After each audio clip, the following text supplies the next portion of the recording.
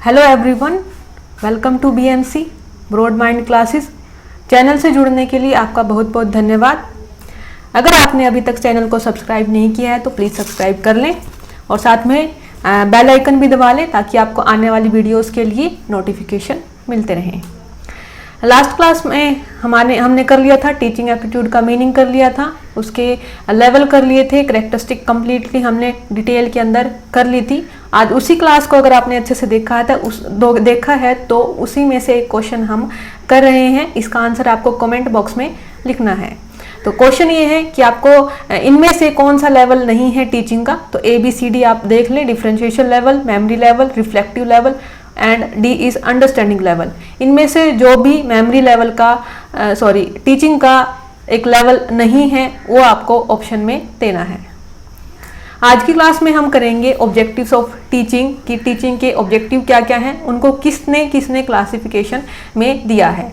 पिछली क्लास में भी हमने कुछ एक ऑब्जेक्टिव्स को किया था, वहाँ पर हमने जनरल पर्पस के जो ऑब्जेक्टिव्स रहते हैं, जो जनरल ऑब्जेक्टिव्स रहते हैं उनको किया था। यहाँ पर हम अकॉर्डिंग टू क्लासिफिकेशन करेंगे। तो दो मेन वेज हैं जिनके अकॉर्डिंगली क्लासिफाइड किया गया है। इनकी क्लासिफाइड किस बेस पर की गई है? ये किया गई है कि टीचिंग एंड लर्निंग जो है उनका आउटकम क्या निकल करके आया, कि जो आपने टीचिंग की गई है या इंस्ट्रक्शन जो दिए हैं उनका एंड क्या रहा है, एंड रिजल्ट क्या आया है लर्निंग का, उसको इंटीग्रेट करते हुए ऑब्जेक्टिव्स ऑफ टीचिंग को क्लासिफाई किया गया है। तो फर्स्ट जो इंपॉर्टेंट है ब्लूम्स टेक्सोनॉमी भी बोलते हैं या फिर ब्लूम्स क्लासिफिकेशन है। सेकंड है गैगेंस एंड ब्रिग्स क्लासिफिकेशन। तो ये दोनों को ही आज हम डिस्कस करेंगे। तो फर्स्ट है क्लासिफिकेशन बाय ब्लूम। ब्लूम ने जो क्लासिफिकेशन किया था वो 3 पार्ट्स के अंदर किया था। 3 पार्ट जो थे, फर्स्ट था कोग्निटिव डोमेन। डोमेन का अंदर मतलब है कि एक प्रोस्पेक्टिव बताना, कि कोग्निटिव का मतलब है कि आपके माइंड को, कि माइंड की प्रोस्पेक्टिव को बताना कि आप किस तरह से सीखते हैं, किस तरह से चीज़ें याद करते हैं। कंप्लीटली हमारे माइंड से रिलेटेड है ये सारी चीज़ें। इसके अंदर कोग्निटिव स्ट्रेटजीज क्या है, इंटेलेक्चुअल स्किल्स क्या है, मतलब हमारी बौद्धिक क्षमता, हमारी बौद्धिक स्किल्स को किस तरह से इंप्रूव कर सकते हैं, उसकी कंप्लीट प्रोसेस को देखेंगे। उसके बाद वर्बल इंफॉर्मेशन भी इसी के अंदर आ जाती है। तो ये सब कुछ आ जाता है हमारे कोग्निटिव डोमेन के अंदर। नेक्स्ट होता है अफेक्टिव डोमेन। अफेक्टिव डोमेन हमारे इमोशन से जुड़ा होता है और इसके अंदर हमारे एटीट्यूड क्या है, हमारा बिहेवियर कैसा है, इस सब के बारे में डेवलपमेंट की जाती है। नेक्स्ट है साइकोमोटर डोमेन। साइकोमोटर डोमेन के अंदर जो हमारी मोटर स्किल्स हैं, हमारे हाथ किस तरह से काम कर रहे हैं, हम पेंसिल किस तरह से पकड़ रहे हैं, हमारे पैरों की मूवमेंट, हाथों की मूवमेंट, इन सब चीज़ों को डेवलपमेंट इंक्लूड की जाती है साइकोमोटर डोमेन के अंदर। तो ये 3 पर्सपेक्टिव होते हैं जिसको हम जो है 3H भी बोलते हैं। क्या बोलते हैं? 3H। 3H क्यों बोलते हैं? क्योंकि जो कोग्निटिव डोमेन है वो हमारे हेड से जुड़ा हुआ है। हमारे माइंड कहाँ है? हेड। तो वही हेड से जुड़ा हुआ है, H हेड से है। नेक्स्ट है अफेक्टिव डोमेन। अफेक्टिव डोमेन आता है नेक्स्ट हमारे हार्ट से जुड़ा हुआ, क्योंकि इसमें हमारे इमोशंस की बात आती है और इमोशंस मतलब हमारे हार्ट से जुड़े हुए हैं। नेक्स्ट थर्ड है साइकोमोटर डोमेन। साइकोमोटर डोमेन होता है हमारे हैंड से जुड़ा हुआ, क्योंकि इसमें हम हमारे हैंड की मूवमेंट को करना सीखते हैं कि किस तरह की राइटिंग करनी है, तो वो हमारे हैंड से जुड़ा हुआ है, वो होते हैं साइकोमोटर डोमेन। तो इस तरह से ये हमारे किसके अंदर आते हैं? 3H के अंदर आ जाते हैं। ठीक है, इनको जो है हम लाइन वाइज या फिर बोल सकते हैं लेवल वाइज इनको हमें करना है। तो ये जैसे कि गिवन है, ये कंप्लीट एक लेवल है।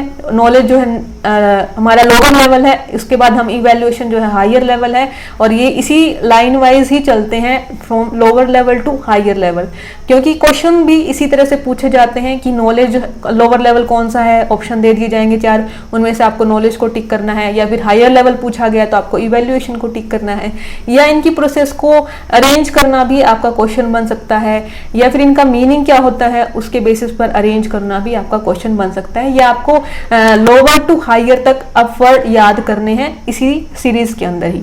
अब इनका मीनिंग क्या है, नॉलेज क्या है?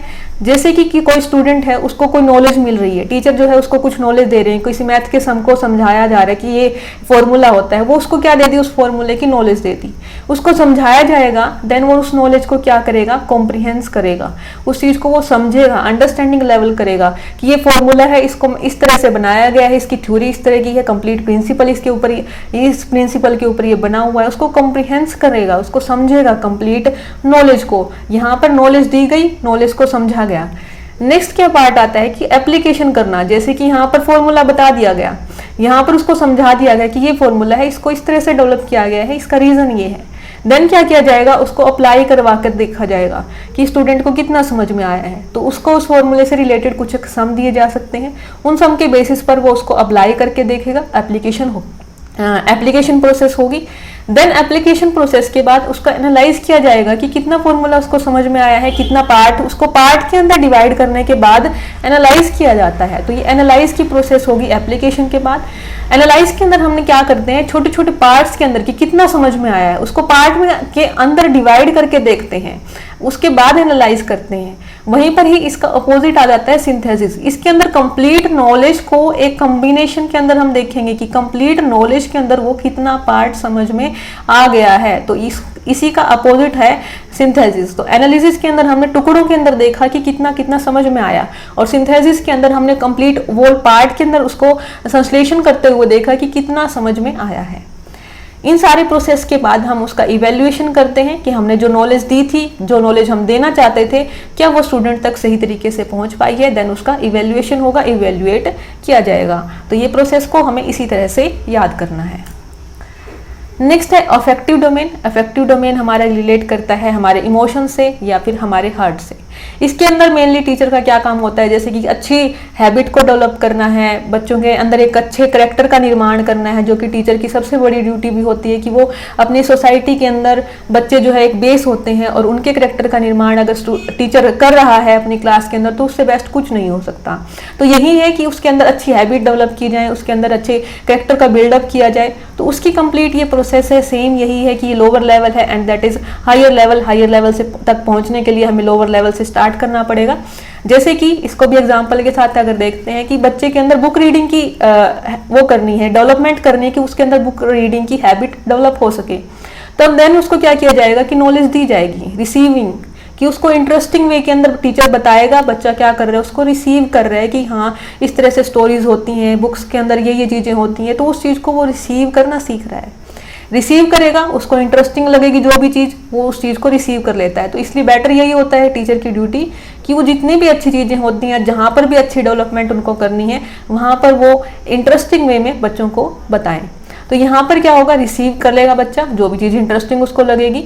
देन क्या होगा, रिस्पॉन्ड करेगा कि उसने जो चीज़ नॉलेज रिसीव की है उसको वो रिस्पॉन्स देना शुरू करता है। जैसे कि कुछ बच्चों की आदत होती है कि वो बहुत जल्दी सीख जाते हैं अगर आप उसको कुछ अच्छी बात बताते हैं, क्योंकि उनका इंटरेस्ट डेवलप हो गया। जैसे ही आपने उनको इंटरेस्टिंग वे के अंदर बताया वैसे ही उनके अंदर वो उसका इंटरेस्ट डेवलप हुआ और उसके लिए वो रिस्पॉन्स जरूर करेंगे। देन उन्होंने क्या किया, रिस्पॉन्स किया है, रिस्पॉन्डिंग के अंदर आएगा।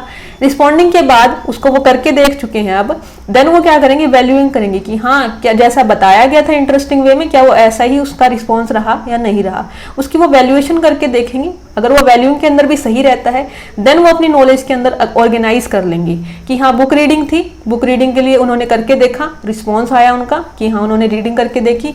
देन वैल्यूइंग करेंगे कि कितना उसका बेनिफिट हो रहा है, या क्या उनको सही में वो स्टोरीज जो बताई गई थी मैडम की, क्या वो इंटरेस्टिंग लगी हैं या नहीं लगी हैं। तो इस तरह से उसको वो वैल्यूएशन करके देखेंगे।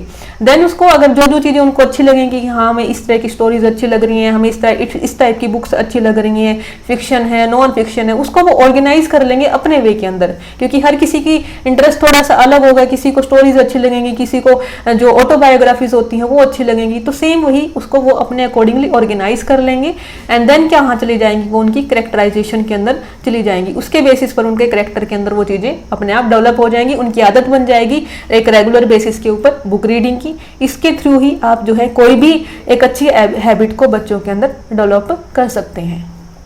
तो ये था हमारे इमोशन से जुड़ा हुआ। नेक्स्ट है साइकोमोटर। साइकोमोटर के अंदर हम बच्चों की मोटर स्किल्स को डेवलप करते हैं। मोटर स्किल किस तरह से, जैसे कि एक बच्चे को पेंसिल पकड़ना सिखा रहे हैं तो उसको सिखाना नहीं पड़ता। जब बच्चा घर पे होता है, छोटा होता है, देन वो क्या करता है, जैसे उसके पेरेंट्स कर रहे होते हैं वो उनकी नकल करता है। जैसे कि घर स्कूल में भी जाता है तो स्कूल में टीचर को देखता है, घर आकर के उस टीचर के जैसा बनने की कोशिश करता है। वो क्या होती है, कंप्लीट एक इमिटेशन होती है। इमिटेशन जैसे कि बच्चा आपके पास, छोटा बच्चा है 3 साल का है, आप घर पे हैं, वो आपने पेन पकड़ा हुआ है, तो सेम बच्चा भी क्या करता है, आपके जैसे ही पेन पकड़ने की कोशिश करता है। देन वो क्या कर रहा है, वहां पर इमिटेशन कर रहा है, उसको नकल करने की कोशिश कर रहा है। उसको नकल करने की कोशिश करेगा, उसको पेंसिल जो है वो थोड़ी सी टेढ़ी मेढ़ी पकड़ेगा, लाइनों को टेढ़ी मेढ़ी बनाएगा, उसके बाद थोड़ा सा वो सीख जाएगा। लेकिन वो सेम जैसा हम कर रहे थे जरूरी नहीं कि वो वैसा ही करे, थोड़ा सा अपनी तरफ से मैनिपुलेट भी कर लेता है, मतलब थोड़े थोड़े चेंजेस जो जो उसको नीडेड होंगे उनको चेंजेस में भी ले आएगा। जैसे मेरी राइटिंग है, जरूरी नहीं कि वैसे ही जैसा जिसको मैं सिखा रही हूँ उसकी भी सेम राइटिंग हो। तो सेम वही कि जैसे टीचर्स की या पेरेंट्स की राइटिंग होती है वो वैसे ही सेम बच्चों की नहीं होती है। क्यों? क्योंकि उन्होंने इमिटेशन तो किया, नकल तो की, लेकिन उन्होंने अपने अकॉर्डिंगली मैनिपुलेट भी कर लिया। जैसे कि पेरेंट्स ने जो है वो राइट हैंड साइड से ही वो लिखते हैं, ठीक है, बच्चे की मम्मी राइट हैंड साइड से लिखते हैं, लेकिन बच्चे ने क्या अडॉप्ट कर लिया कि क्योंकि उसके माइंड के अंदर ये था कि उसको लेफ्ट हैंड से ही लिखना, वो लेफ्ट हैंड से कंफर्टेबल था, तो उसने मैनिपुलेट कर लिया, वो लेफ्ट हैंड से लिखना स्टार्ट कर देगा। देन क्या होगा, उसने सीख लिया है, इमिटेशन हो चुकी है, मैनिपुलेशन, देन वो उसकी प्रैक्टिस स्टार्ट कर देता है प्रिसीजन के अंदर। वो प्रैक्टिस करेगा जैसा जैसा उसने सीखा है, मैनिपुलेट किया है, और उसके बाद प्रिसीजन प्रैक्टिस करने के बाद वो उसकी आर्ट बन जाएगी, एक उसकी आर्टिकुलेशन के अंदर चला जाएगा। आर्टिकुलेशन के अंदर मतलब वो उसकी एक कला बन जाएगी। जैसे कि अपनी सबकी एक राइटिंग अलग होती है, क्यों होती है? क्योंकि वो हम जैसे जैसे प्रैक्टिस करते रहे वैसे वैसे वो हमारे आर्टिकुलेशन के अंदर चली गई है, वो हमारी कलात्मक एक विधि अपनी बन गई है, अपनी सबकी एक अलग अलग कला है, अपनी सबकी एक अलग अलग राइटिंग है। तो वो क्या हो गया, उसके आर्टिकुलेशन के अंदर चला गया। तो यहाँ तक की प्रोसेस के अंदर अगर हम उस बच्चे की राइटिंग को सुधारना चाहते हैं, तन थोड़े थोड़े चेंजेस के साथ उसको सुधार भी सकते हैं। यही वाली कंप्लीट प्रोसेस उसके अंदर भी अपनाई जाती है। उसके बाद क्या होता है कि वो चीजें जो कला उसने सीखी है, कोई भी एक काम करना उसने सीखा है, पेंसिल को पकड़ना सीखा है, वो उसके क्या हो जाएगी, एक नेचुरलाइजेशन के अंदर चला जाएगा। जैसे कि अब आपको कोई भी ये नहीं कह सकता कि इस तरह से आप गलत पेंसिल पकड़ रहे हो, क्योंकि वो आपके नेचुरलाइजेशन में चली गई है। आप जैसे ही पेंसिल को पकड़ोगे अपने आप उसको अच्छे से पकड़ के खड़े हो जाओगे। जैसे आप बचपन में पकड़ते थे वैसे नहीं करोगे, ऊपर से पकड़ोगे, नीचे से। वो क्या है कि आपने पेंसिल को उठाना सीख लिया है, आपकी हाथों की मूवमेंट आपने सीख ली है। या जैसे कि आपको चलना नहीं सिखाया जा रहा, अब आप चलना सीख गए, जैसे खड़े होंगे चलने लग जाएंगे। तो वो क्या हो रहा है, आपकी नेचर के अंदर वो चीजें आ चुकी है, नेचुरलाइजेशन वो चीजें हो जाती हैं। जैसे कि बच्चे को बचपन में पी पढ़ना सिखाया जाता है, तो वो धीरे धीरे उस चीज को सीखता है, आपकी नकल करते हुए बोलता है पी फॉर पैरेट। देन वो धीरे धीरे अपने आप मैनिपुलेट करना सीखता है, समझता है, उसके साथ ही वो उसके नेचर के अंदर आ जाती है। तो यहाँ पर हैंड मूवमेंट के साथ भी, आपने लेग्स मूवमेंट, बॉडी मूवमेंट्स के साथ भी सेम यही प्रोसेस की जाती है, नकल करके धीरे धीरे उनके नेचर के अंदर वो चीजें डेवलप हो जाती हैं। ये थी हमारी ब्लूम्स की क्लासिफिकेशन यहाँ तक। नेक्स्ट है हमारी गेगन और ब्रिक्स की क्लासिफिकेशन। ये भी लगभग सेम ही है, लेकिन इसके पार्ट थोड़े से ज़्यादा हैं। जो कॉग्निटिव के अंदर हमने पढ़ा था तो वो हमारे इंटेलेक्चुअल स्किल और कॉग्निटिव के अंदर आ जाएंगे, वर्बल के अंदर आ जाएंगे, साइकोमोटर हमारे मोटर स्किल्स के अंदर हैं, एटीट्यूड हमारा जो अफेक्टिव डोमेन था उसके पार्ट आ जाता है। तो इनको एक एक करके अगर देखते हैं तो सेम ही रहेंगे।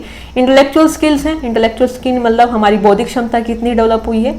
इसके अंदर इंक्लूड की जाती है हमने कॉन्सेप्ट किस तरह से लर्न कर रहे हैं, रूल को किस तरह से लर्न कर रहे हैं, प्रॉब्लम सॉल्विंग डेवलपमेंट हमारी कितनी हुई है। तो ये हमारी इंटेलेक्चुअल स्किल्स होती हैं। नेक्स्ट है कॉग्निटिव डोमेन। कॉग्निटिव डोमेन के अंदर याद करना, लर्निंग, रिमेम्बरिंग, उसको याद रखना, लर्निंग याद करना, एंड थिंकिंग स्किल हमारी कॉग्निटिव का एक पार्ट होती है। इनको डेवलपमेंट करना कॉग्निटिव का पार्ट होता है। उसके बाद वर्बल इंफॉर्मेशन देना, इसके अंदर organise body of complete knowledge की एक ऑर्गेनाइज बॉडी दी जाती है, जिसके जो भी एक इंडिविजुअल एक्वायर करता है। जैसे कि आप जो है अभी वर्बली अगर वीडियो को ना देखते हो, अगर आप सिर्फ वर्बली पढ़ रहे होते हैं, देन वो क्या होती है वर्बल इंफॉर्मेशन, कि आपको कंप्लीट एक नॉलेज कैसे दी जा रही है, वर्बल इंफॉर्मेशन दी जा रही है और आप उसको समझ भी रहे हैं। नेक्स्ट है हमारी मोटर स्किल्स।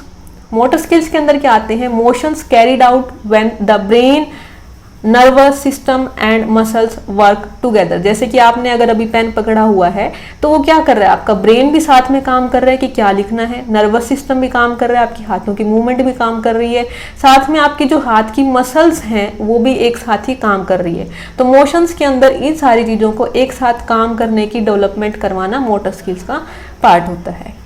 नेक्स्ट है एटीट्यूड। एटीट्यूड का मतलब हमारा जो इंटरनल स्टेट है, हमारा इन अंदर इमोशंस जो हैं उनकी डेवलपमेंट करना एटीट्यूड का एक हिस्सा होता है। तो ये थे हमारे ऑब्जेक्टिव्स के classification according to Bloom's and Gagne and Briggs. Thank you for watching and please like, share and subscribe. और क्वेश्चन का कमेंट बॉक्स के अंदर जरूर डाल देना। और साथ में ही अगर आपको इसका PDF चाहिए है तो लिंक के नीचे डिस्क्रिप्शन के अंदर आपको लिंक मिल जाएगा टेलीग्राम चैनल का, please you can join. Thank you.